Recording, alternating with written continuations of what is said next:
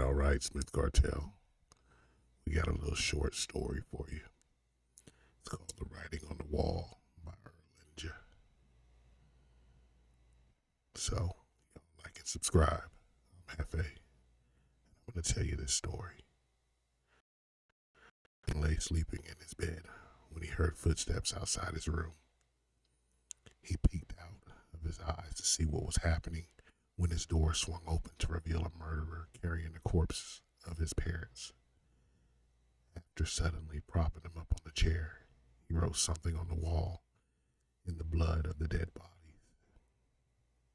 He then hid under the child's bed. The child got scared beyond belief. He couldn't read the writing on the wall, and he knew the man was under his bed.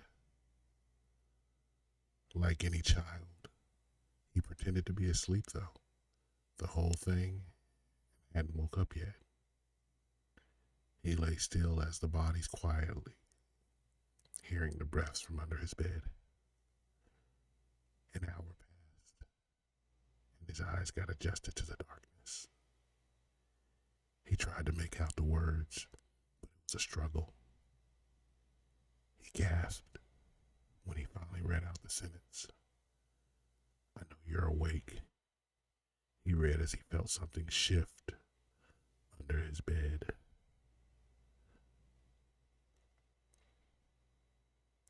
Story 2. Blurry by That One Cricket 101. I got my first pair of glasses last week. My parents didn't think I needed them at first, but the doctor said there was something wrong with more than just my eyes. That's apparently pretty common. And that I needed especially prescribed glasses for my own good. He said that many people were never given a chance to see the way I would, so I was lucky to get them. I thought he meant cars and faraway words would become less blurry. But over the span of a couple of days, many more things have become more clear. I started seeing nightmare creatures all around. I'd never seen them before, like in the corners of my room and the darkened parking lots. I took my glasses off for the first time today. And let me just say, it's amazing how quickly demons and creatures turn into trees and shadows.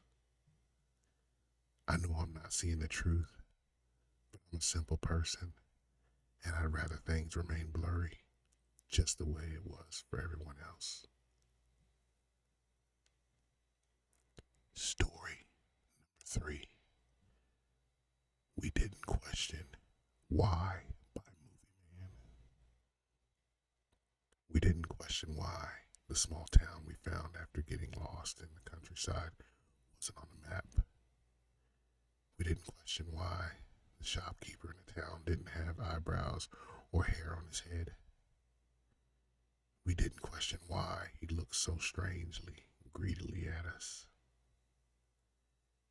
We didn't question why the gas station we stopped at was so lure of travelers and cheap. We didn't question why the clerk at the station wore her eyebrows and hair instead of making a phone call in the back before ringing us up. We didn't question why the funny man outside by our car let us know the sun was going down. We didn't question why so many bald people stood on the streets watching us frantically leaving their town behind. We didn't question why we began pulling our hair out and why we decided to turn around and head back to town. We knew why. The Devil by Alicia091. Story number 4. I always had a problem with sleeping growing up. Many times I'd get to sleep, paralyzed by my room. It hasn't happened in months. This happened to me a year ago. I woke up in the middle of the night frozen. If I tried to move, I'd get really loud ringing noise in both my ears. It would get louder each time I moved. I was terrified. I was too scared to open my eyes, but I felt the presence of someone in the room with me. I open my eyes and see a very tall, dark figure with two horns on each side of his head, just standing there in the corner of my room, facing me. I panic and try to move my body, but the ringing gets louder and louder and louder. I can feel myself crying. I close my eyes, and in my head I start saying, God will protect me. God will protect me.